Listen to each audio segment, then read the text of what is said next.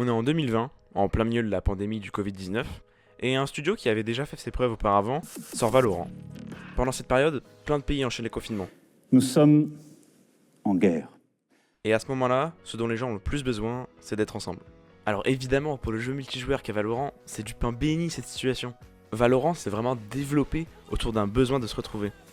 Et de là est née une énorme compétition autour de ce jeu. C'est pas pour rien si les premiers championnats du monde se passent seulement l'année qui suit la sortie du jeu. Et pour les 2-3 au fond de la classe qui ne sauraient pas de quoi on parle, laissez-moi vous expliquer les règles du jeu. Valorant est un FPS qui se joue en 5 contre 5. La première équipe qui gagne 13 manches gagne la partie. Pour gagner une manche, il y a deux façons. Soit en éliminant les 5 joueurs de l'équipe adverse, soit en posant ce qu'on appelle le spike dans une zone définie, et en le défendant le temps qu'il explose. Le spike doit être défendu suffisamment longtemps, parce que les adversaires peuvent le diffuse, c'est-à-dire l'enlever. A chaque manche, c'est les attaquants qui possèdent le spike et qui ont donc le rôle de le poser. Bon, c'est à peu près tout ce que vous avez à savoir pour l'instant. Je vous explique pas grand chose volontairement, car c'est réellement les seules informations que j'avais sur le jeu en lançant ma toute première game. D'ailleurs, parlons un peu de ma première game. La première manche, que ce soit moi ou toute mon équipe, c'était pas beau à voir. J'ai passé toute la game à me balader. Mais attention, j'ai quand même fait un kill. On perd la première manche. Mais c'est que la première, on va gagner la prochaine.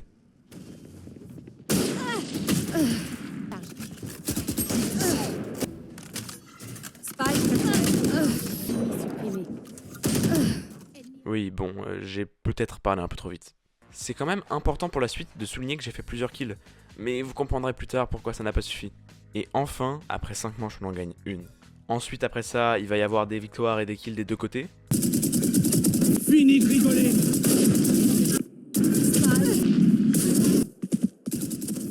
Ouais, quand on voit mes kills s'enchaîner comme ça a l'air impressionnant, hein. Enfin, à ce stade de la game, il y a 7 pour nous et 9 pour nos adversaires, qui ont donc un léger avantage de 2 games. Mais bon, on est parti de 0 à 5, et on a réussi à les remonter, on est sûr de gagner. 8-12. Il ne leur manque plus qu'un point pour gagner, alors que nous 5. À part avec un miracle, je vois pas comment on pourrait gagner. La chasse commence.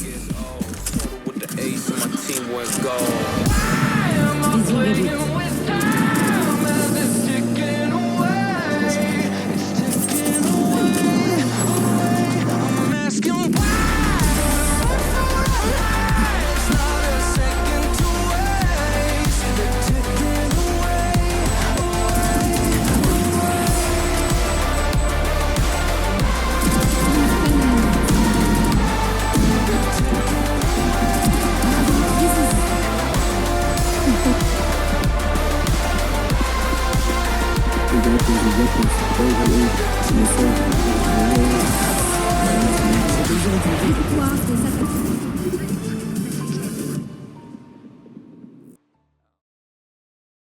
La game était folle. En tout cas, à mon niveau en tant que débutant. Et c'est vraiment à la fin que j'ai compris pourquoi je faisais cette vidéo. Sur une toute première game avec des débutants, il y a déjà tellement de compétition entre les équipes et entre les joueurs. Et j'avais deux questions en voyant tout ça. 1. Qu'est-ce qui fait qu'une game soit si intense et stratégique? Et 2. Qu'est-ce que ça donnerait des matchs à haut niveau sur ce jeu? Alors j'ai commencé à mener ma petite enquête. Déjà, quelque chose dont je ne vous ai pas parlé depuis le début, c'est ça. Les agents.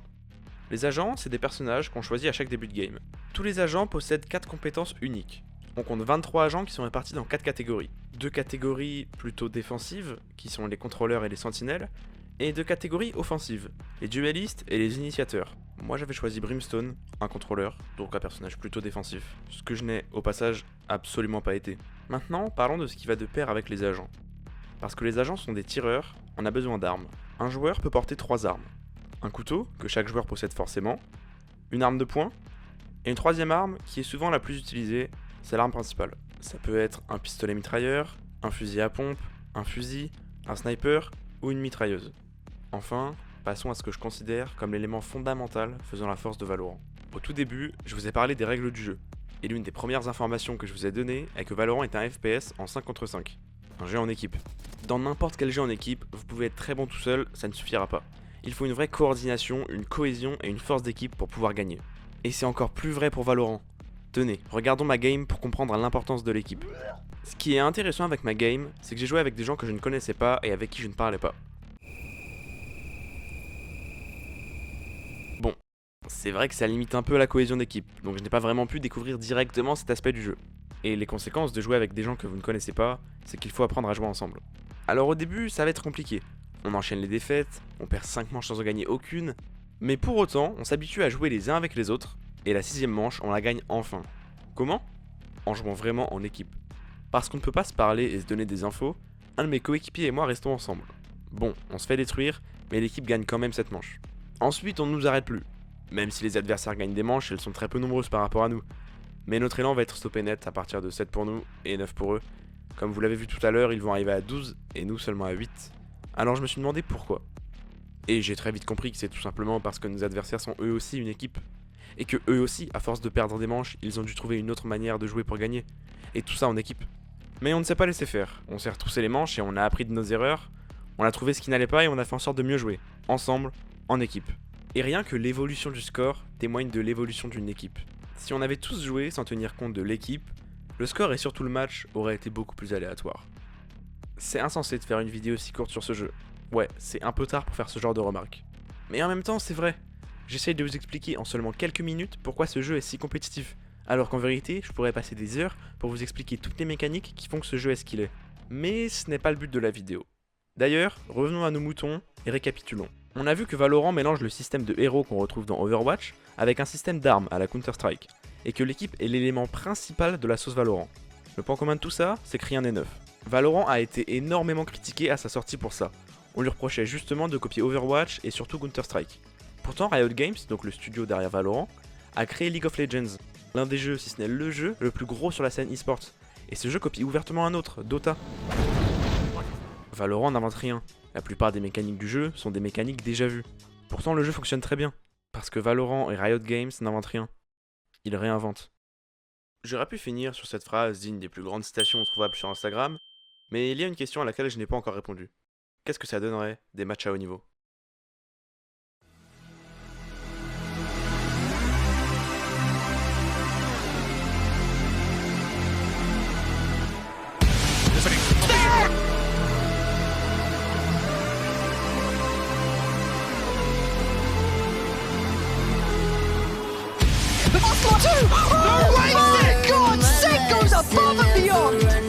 Is a snake bite going to be enough? It is going to deny this one for now. There goes the planting. He's going to. Oh! It's over! He's pulled it out of the bag. Anyone's game here. Jing, the next straight step into the ring. Demon one on the other side. Ethan's found Mike Freak is down to 2. This could be it.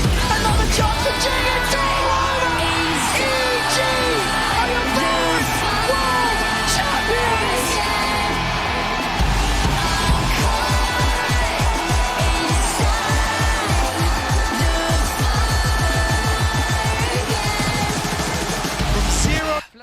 La flash de Shin qui partira à tout instant.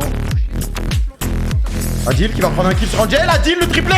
Adil quadra. Adil pour l'ace. Adil. On n'a rien vu.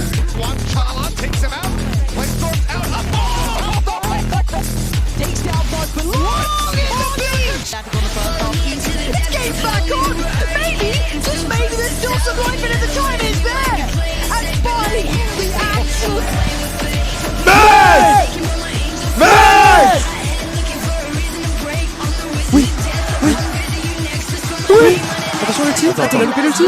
Oh